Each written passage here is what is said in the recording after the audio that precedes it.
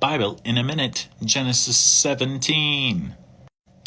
Genesis 17 is the first time God gives himself a name. Now, you could argue that Genesis 15:7, when God says to Abram, I am Adonai, I am the Lord who brought you up out from Ur to give you this land, you could argue that that was the first time that God gave himself a name. Is Lord a proper name, or was it his title, his definition? I don't know.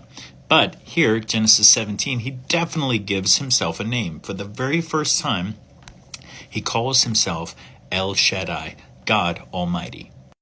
Then he tells Abraham, walk in my presence and be pure-hearted, have a clean and pure heart. But then doesn't tell him how to do that.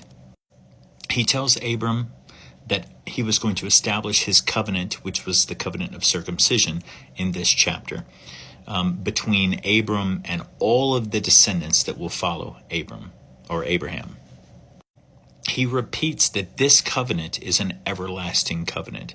Now, there are people who would dispute that, because obviously if you are a Christian, you probably believe that the Abrahamic covenant was superseded by the Mosaic covenant, and then superseded possibly by the Davidic covenant, which was eventually, in most people's minds, concluded, or all the previous covenants would have been considered obsolete when Jesus ushered in the new covenant.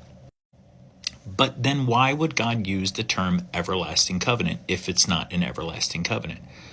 If it's a limited covenant, he didn't have to use the word everlasting. He could just say, this is a covenant that I make between myself and you. But he didn't. He used the term everlasting, eternal, never-ending for this Abrahamic covenant. In fact, God used the term everlasting covenant at least 3 times in this chapter alone. And just to be clear, God reminded Abram that the child that God had promised was going to come through Sarah. At that time, Sarai, or however you want to pronounce it. But God said in verse 18, I will bless her. I will give you a son by her, and truly I will bless her. And so there is that reminder of what I guess God was implying when God originally promised Abram that he would have a son. It was not going to be through any other means. It was going to be in his marriage with Sarai.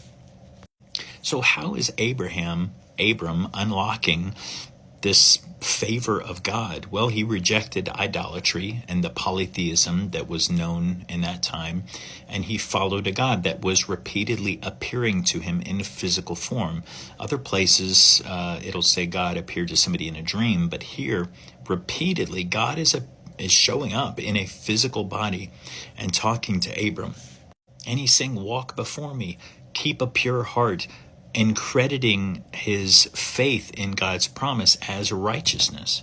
Now God adds one more thing to this relationship with Abram, is the covenant of circumcision. And he says, keep this covenant, you and all your descendants after you, and you will be blessed.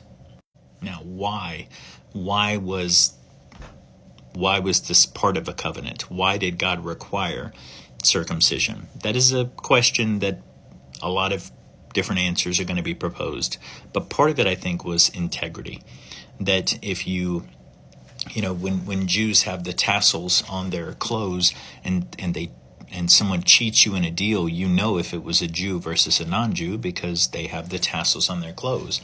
If a Jew commits adultery, you know that it's a Jew that committed adultery because of the covenant of circumcision. So it's for them to be different, act different. Everything about them as people set apart, worshiping God, is intended to be different. Now, I could ask the question, hey, do you think the Abrahamic covenant is still in effect? If you're Jewish, you're going to say yes. If you're Messianic Jewish, you're going to say yes. If you're a Christian, you're probably going to say no. So I'm not even going to ask. I'm not going to ask that question. I'm not going to ask you to comment in the, place a comment below. It doesn't matter what you think. What matters is what God has said. This covenant is an everlasting covenant between God and the people of the covenant. And the people of the covenant in Genesis 17 were Abraham's descendants. So Like, comment, share if you want to. If you're divisive, I'll just delete your comment, but it's all good. Let's be friendly in our conversation. God bless.